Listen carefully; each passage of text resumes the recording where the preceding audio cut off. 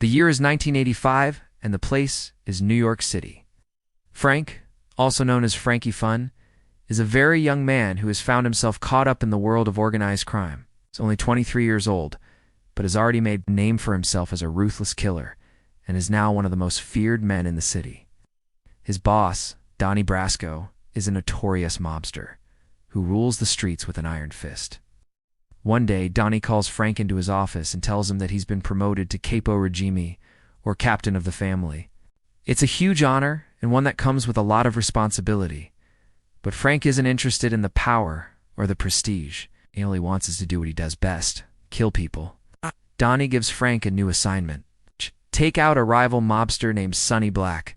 Sonny is a dangerous man, and taking him down will be no easy feat, but Frank is up for the challenge. He knows that this is his chance to prove himself to Donnie and the rest of the family, and he doesn't intend on wasting it. Frank wasted no time in getting started. Began by putting together a crew of trusted associates, men who were as ruthless and efficient as he was. They included Vinny, a master of disguise and infiltration; Paulie, a demolition expert and weapons specialist; and Joe, a former police officer turned mobster, who knew the city's underbelly like the back of his hand. Their first order of business was to find Sonny Black. Frank knew that Sonny was always careful about where he went and who he met with, so he decided to start by tapping Sonny's phones. They needed to know his routine, his habits, anything that would give them an advantage. What they learned was that Sonny spent most of his days at a small Italian restaurant in Little Italy. It was there, surrounded by the aromas of garlic and oregano, that Sonny felt the most vulnerable. Frank saw this as the perfect opportunity to strike. If they could take Sonny out in a place where he felt safe, it would send a message to the other families that Donnie was not to be messed with. The plan was simple, but it required precision timing. Frank and his crew would arrive at the restaurant just as Sonny was finishing his lunch. They would then grab him and take him to a secluded spot where they would eliminate him. As the day of the hit approached, Frank and his crew prepared themselves mentally and physically. They knew that this was a high-stakes game, and there would be no room for error.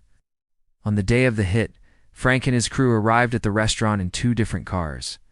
They had to make sure that they didn't draw any attention to themselves. When they got to the restaurant, they saw that Sonny was sitting outside at a table with 2 of his bodyguards. Frank motioned to his crew to wait a few minutes until he gave the signal. He knew that if they made a sudden move, Sonny and his bodyguards would be alerted. A few minutes later, when Sonny was alone, Frank gave the signal. One of Frank's men went inside the restaurant and came out with Sonny's briefcase. Then another one of Frank's men slipped some narcotics into the bag. This would ensure that the police would never find the actual murder weapon. With the evidence planted, Frank and his crew grabbed Sonny and his bodyguards and threw them into the car. They drove to a secluded spot in the nearby woods and tied up both Sonny and his bodyguards. Frank then shot Sonny in front of his bodyguards, making sure that the bullet was heard. After silencing Sonny, Frank and his crew planted more evidence to mislead the police. They then returned to the city and disappeared into the maze of streets. The next morning, the police found Sonny's body and launched an investigation. But they were quickly led down the garden path by the evidence that Frank and his crew had planted. The murder weapon was never found, and the killer was never identified. News of Sonny's death spread like wildfire through the city's underworld. Everyone was shocked and saddened, but no one suspected that Frank was behind it. He had done a perfect job. There was no evidence linking him to the crime. In the following weeks, Frank basked in the glow of his success. He had taken out a dangerous rival and proven himself to be a loyal and effective soldier. Donnie was impressed by Frank's work and rewarded him with even more power and respect. But as the years passed, Frank began to feel suffocated by the life of a mobster. He missed the freedom and innocence of his youth and longed for a different kind of life. One day, Frank decided to leave the mob and start a new life for himself. He left the city and changed his name. He tried to put the past behind him and focus on the future. But the mob doesn't let go of its soldiers easily. Soon Frank was being hunted by the very family he had once called his own. Donnie was furious when he learned that Frank had left the family. He had always considered Frank to be his most trusted soldier and was devastated by his betrayal. Frank had not only broken the code of silence, he had brought shame to the entire family. Donnie assembled a crew to hunt down Frank and bring him back to the family, dead or alive. Frank knew that he was being hunted, but he refused to go down without a fight. He had fought his way to the top of the mob and was about to give up without a bang. The ensuing battle was epic, with Frank and his pursuers exchanging gunfire in the streets and alleys of the city.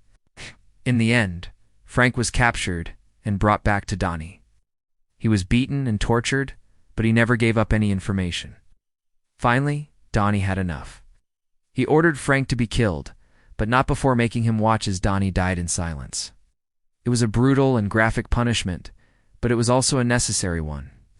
The mob had to send a message to the other families that they were not to be messed with. And what better way to do that than by making Frank watch as the very man who had become a symbol of fear and power in the underworld was brutally taken down? As Frank watched Donnie die in silence, he knew that he had made a terrible mistake, should have never crossed the mob. He had thought that he could leave the life of a mobster behind, but he had been wrong. Now he was paying the price. As the scene came to an end, Frank could unhelp but feel a sense of awe at the sheer power and ruthlessness of the mob. He had been a part of this world for many years, and had seen firsthand the things that people were capable of. But this, watching a powerful mobster die in front of you, was something else entirely. It was a reminder that no matter how powerful or influential someone was, they were ultimately human. They could be killed just like anyone else. And in the world of organized crime, there was no mercy. If you were caught on the wrong side of the law, you would be eliminated without hesitation.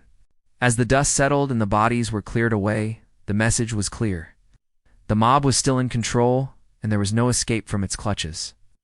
Frank knew that he had been lucky to survive as long as he did. He had made powerful enemies, and had been marked for death. He could never hope to outrun the mob, so his only chance of survival was to lay low and hope that eventually the heat would die down. But he knew that this might take years, if not decades. He had to accept that he was now a fugitive, and that he would never be able to live a normal life again. As he looked around at the empty street, he knew that he was alone. He had no friends or family who could help him. He was truly on his own. He took a deep breath and started walking away from the scene, hoping that one day he would be able to put this all behind him. But he knew that until then, he would be haunted by the ghost of Donnie, the Don who died in silence.